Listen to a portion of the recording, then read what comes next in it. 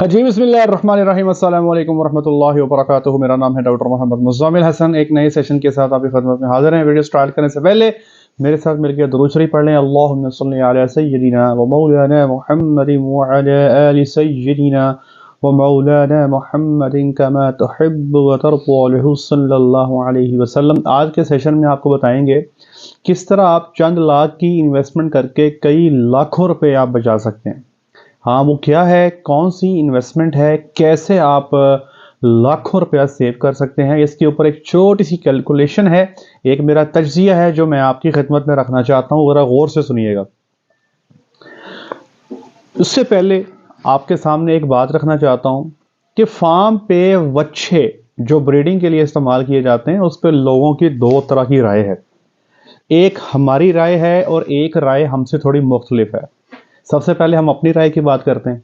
हम हमेशा कहते हैं कि फार्म पे एक ब्रीडिंग के लिए बच्चा आपके पास लाजमी होना चाहिए। वो क्यों होना चाहिए? वो इसलिए होना चाहिए कि आपके फार्म पे वो जानवर जो नहीं ठहर रहे, इंसेमिनेशन पर नहीं प्रेग्नेंट हो रहे, उनको फिर आप बच्चे के हवाले कर देते हैं। अमूमी तौर पे डेयरी फार्म्स पे 5 से 10% जानवर ऐसे होते हैं जो इंसेमिनेशन पे नहीं ठहरते, तो उन जानवरों को फिर बच्चे के हवाले किया जाता है। तो उनमें से ज्यादातर जानवर ऐसे हैं जो बच्चे पर प्रेग्नेंट हो जाते हैं। तो इसलिए फार्म पे हमेशा बच्चा रखें ताकि जो रिपीट ब्रीडर्स हैं उनको कवर किया जा सके, उनको प्रेग्नेंट किया जा सके। तो हम साथ में ये भी कहते हैं कि अगर इनके लिए आपने बच्चा रखना है तो किसी अच्छे रिकॉर्ड याफ्ता जानवर का, जिसके माँ और बाप का पता हो, उसका ब्रीडर ही फार्म पे रखना चाहिए। ये तो है हमारा ख्याल। अब एक तज्जिया मुख्तलिफ है। कुछ लोग ये कहते हैं कि इंसेमिनेशन को मारो गोली, आप अच्छे रिकॉर्ड याफ्ता बच्चे पाकिस्तान में मिल जाते हैं, वो आप ले आए और अपने सारे के सारे फार्म की ब्रीडिंग जो है आप बच्चे से करवाएं। हम इससे थोड़ा इख्तलाफ रखते हैं। उसकी वजह यह है कि बच्चे जो हैं वो कोई भी आपको प्रूवन या जीनोमिक टेस्टेड नहीं मिलते। प्रूवन बच्चा वो जिसकी डॉटर्स मिल्किंग में आ चुकी हैं, वो तो आपको पता ही नहीं होगा। यहां पर तो माँ बाप का रिकॉर्ड पूरा करना मुश्किल है, तो डॉटर्स का रिकॉर्ड कहां से मिलेगा?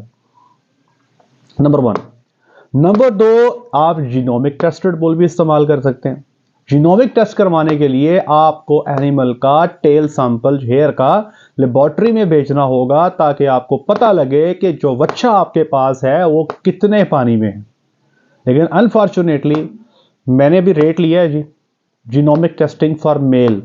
मुझे जो रेट दिया गया है वो $18,000 दिया गया है। इतना ज़्यादा रेट है कि मेरा ख्याल है कि कोई जी शऊर बंदा जो है वो शायद जीनोमिक टेस्टिंग की तरफ नहीं जाएगा। तो एक तो ये वजह है कि जो बच्चे हमारे पास अवेलेबल हैं ना तो वो प्रूवन है ना वो जीनोमिक टेस्टेड हैं।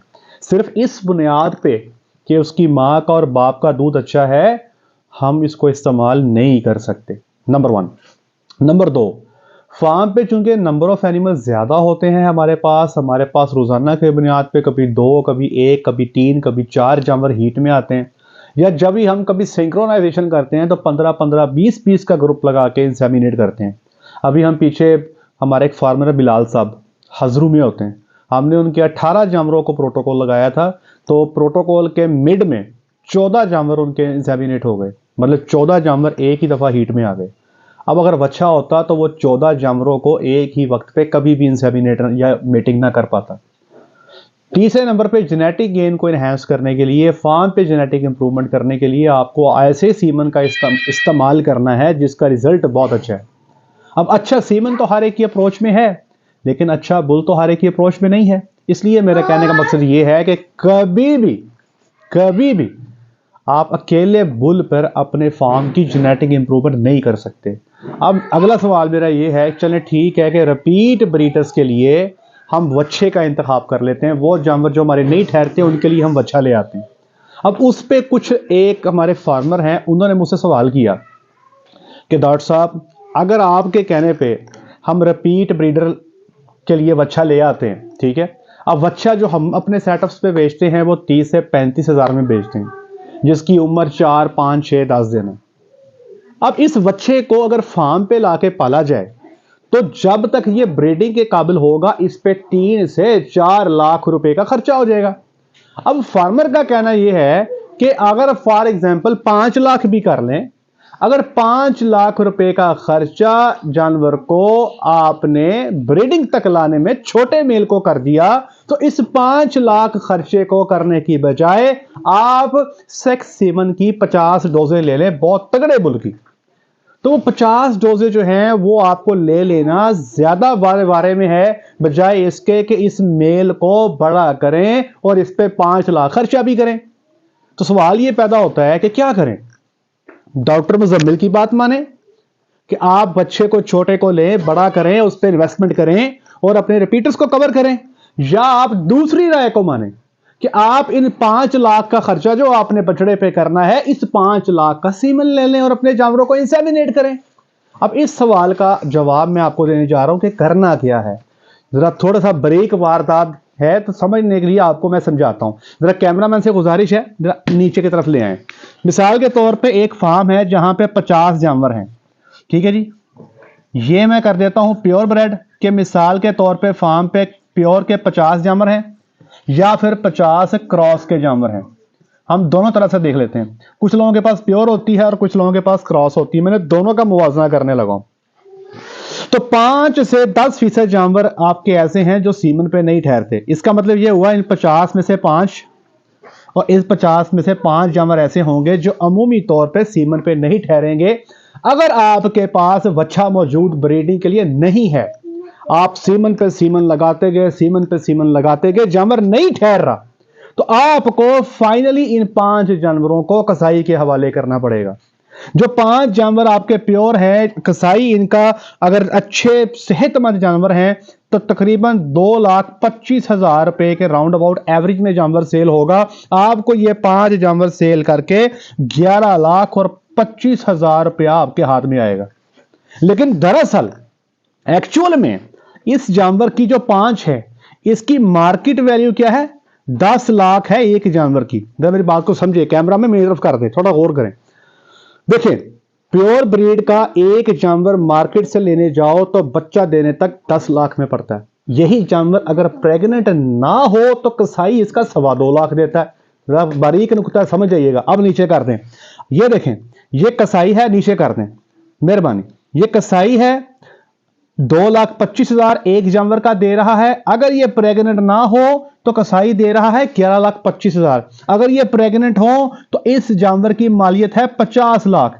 इसका मतलब ये हुआ कि आपने अपने जानवर जो हैं 38,75,000 के लॉस पे सेल कर दिए अगर वो प्रेग्नेंट ना हुए, क्योंकि पाकिस्तान में बीफ के एनिमल का रेट नहीं है। ठीक है जी, इसका मतलब ये हुआ 30,75,000 का लॉस यहां करेंगे। अगर प्रेग्नेंट होते तो 50 लाख के जानवर थे, नहीं है तो कसाई 11,25 दे रहा है। इसका फर्क आ गया 30,75,000। यहां पे क्रॉस पे आ जाएं, अगर 5 जानवर आपके प्रेग्नेंट नहीं होते तो क्रॉस का एक अच्छा जानवर जो है वो 4.5 लाख में आता है। तो आपके ये जानवर जो है क्रॉस के जो है ये, सॉरी मैं यहां पे अगर ये कसाई को जाएं, अगर आपके क्रॉस के जानवर कसाई को जाएं तो तकरीबन 1.5 लाख रुपया एक जानवर की कीमत लगेगी। तो 5 जानवर जो हैं ये 7.5 लाख में सेल होंगे। अगर यही क्रॉस के 5 जानवर प्रेग्नेंट हो तो एक जानवर जो है कमो बेश 4.5 लाख रुपए का है। तो ये जनाब अली आपके 22,50,000 की जो जानवर थे वो 7.5 लाख में सेल हो रहे हैं। तो इनका भी अगर आप फर्क निकाल लें तो यहां पर भी आप 15 लाख रुपए का लॉस करेंगे। कैसे? अगर ये 5 जानवर जो टीके पे नहीं ठहर रहे कसाई के पास जाएंगे तो 7.5 लाख रुपया हाथ में आएगा। अगर आप इनको वच्छे से लगवा दें या कुछ भी कर दें, अगर आप इनको प्रेग्नेंट हालत में अपने फार्म पे रखें तो ये 22,50,000 के हैं। तो फर्क चेक कर लें, अगर कसाई को देते हैं तो 15 लाख रुपए का पेंडे सट्टे क्रॉस में नुकसान करेंगे 5 जानवरों के पीछे। यहां पे प्योर में 38,75,000 का लॉस करेंगे। अब अगली बात समझिए। अब आपने मेरी बात मानी, अब आपने मेरी बात मान ली। मिसाल देता हूं कि जी आपने मेरी बात मान ली, आप एक बच्चा ले आते हैं, ठीक है जी। उस बच्चे को पालने में 5 लाख रुपया आपका लग जाता है, जैसे फार्मर कह रहे हैं। अब इस बच्चे से आप रिपीटर्स को लगवाते हैं। मिसाल के तौर पे 5 में से 3 जानवर ठहर जाते हैं। मैं मिसाल दे रहा हूं, ऐसे होता है, ये हम अपने तजर्बे से बता रहे हैं। सारे रिपीटर बच्चे पे भी नहीं ठहरते। ज़्यादातर ठहर जाते हैं, कुछ जानवर ऐसे होते हैं जो वच्छे पे भी नहीं ठहरते। अब नीचे करें जी, मिसाल के तौर पे इन 5 में से 3 जानवर जो है वो वच्छे पे ठहर गए, 2 जानवर हैं ऐसे जो नहीं ठहरे, तो 2 जानवर जो हैं वो आपके फिर कसाई के हवाले से 4.5 लाख रुपए में 2 जानवर सेल होंगे। एक्चुअल में उनकी वैल्यू क्या थी, एक जानवर 10 लाख का था तो ये 20 लाख रुपया बन गया। ठीक है, ये 2 जानवर प्रेग्नेंट होते तो 20 लाख के थे, प्रेग्नेंट नहीं है तो कसाई 4.5 लाख का दे रहा है।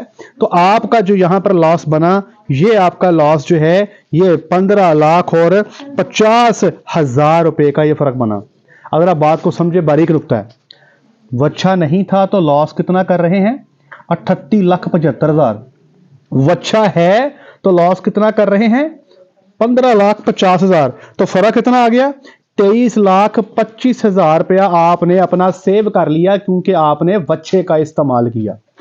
एक वच्छे पे जिस पे आपने 5 लाख रुपया लगाया था, अगर आपके फार्म पे मौजूद है तो जो 38,75,000 का एक्सपेक्टेड लॉस था वो कम होकर 23,25,000 रुपया आ गया। इसी तरह यहां पे क्रॉस ब्रीड पे आ जाएं, अगर आपके 3 जानवर ठहर जाते हैं वच्छे पे तो 2 जानवर जो हैं वो आपके कसाई जो हैं वो आपका 3 लाख के अंदर जो है वो 2 जानवर लेके जाएगा। एक्चुअल में अगर वही जानवर प्रेग्नेंट होते तो वो जानवर जो थे आपके 9 लाख रुपए के थे, फर्क रह गया 6 लाख रुपए का। तो देखें, पहले 15 लाख का नुकसान कर रहे थे, अब 6 लाख का हुआ, फर्क हुआ 9 लाख रुपया।